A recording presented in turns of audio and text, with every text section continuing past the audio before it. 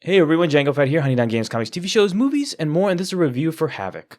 So this is a movie that I was waiting quite some time for, made by Gareth Evans, who has done the Raid movies, and I'm a big fan of those. I have a big poster in the background I will reveal now.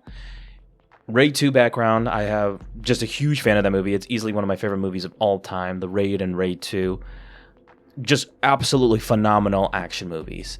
And while Gareth Evans has said that after Raid 2 he was just done and didn't want to do any more of these types of movies and wanted to do something different, and he did with The Apostle, which came out in 2018.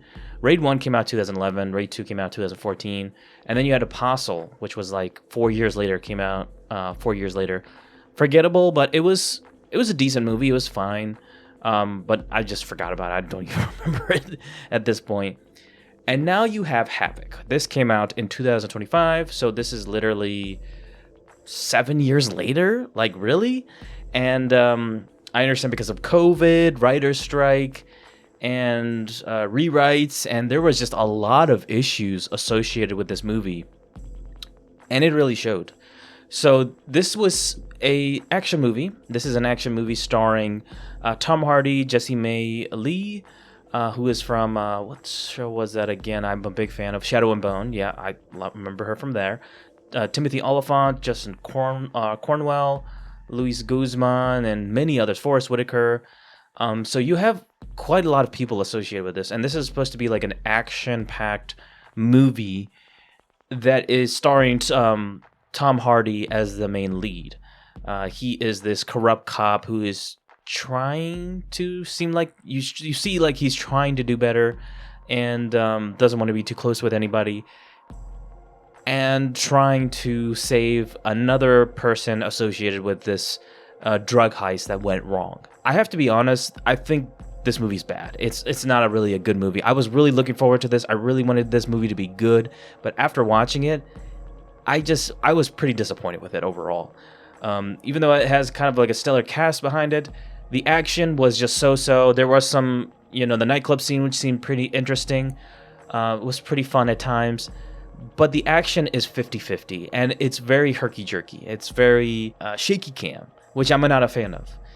And this is the guy who made The Raid. The Raid and The Raid 2. Amazing movies. The action is, you can see clearly, it's amazing to behold. This is the complete opposite of that. The action is not very good at times, and the story is all over the place. This is easily one of the... This movie's all over the place with the amount of bad associated with this. So it's not totally bad. I think there are some good elements with it, with the action. And I did like Tom Hardy at times. But other than that, there's not really much going for this film at all. So I'll be short and sweet. I mean, I think this movie is just pretty bad. The story's all over the place. It's not very good. Very bad pacing. The action is 50-50 at times. And it's the polar opposite of the action from the Raid and Raid 2. And it also makes me question, it's like, why do this if you weren't going to do a Raid 3, if you're going to go back to this formula again? It's like, why not do another Raid 3, which I've been wanting for the longest time, and I actually wanted that instead of this. Wanted a Raid 3 to complete that trilogy, but instead we got just Raid 1, Raid 2, and then we got this movie.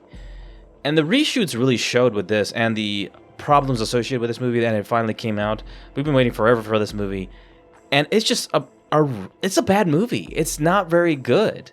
And also the characters, completely forgettable characters. The development of every single one of these characters is terrible. I did not care for a single person, not even Tom Hardy's character. That's really it. And it's sad, man. I've been looking forward to this movie for quite some time. I'm a big fan of Gareth Evans, but this is by far his worst movie yet. So I gotta give Havoc, unfortunately, a...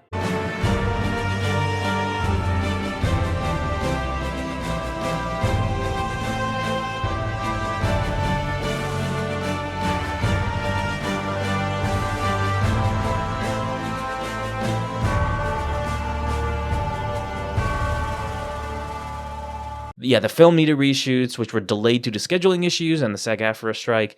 There was just a lot of issues associated with this, and it was just not a very well executed film overall. So pretty disappointed with this film.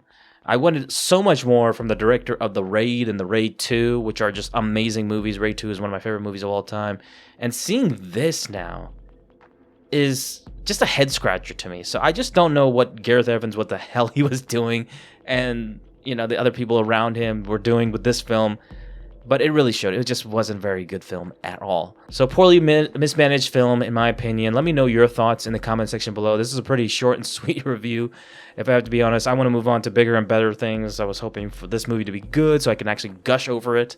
But I can't really talk about this movie.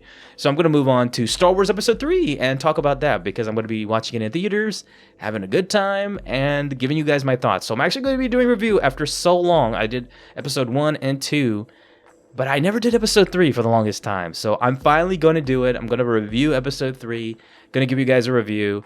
So look forward to that as my next review. So thank you guys so much for watching. Don't forget to please like this video, comment down below. Tell me what you think of Havoc in the comment section below. And subscribe to my channel, Django Fett, if you haven't already. I'll see you, my fellow Mandalorian brothers and sisters, next time. Ooh, yeah.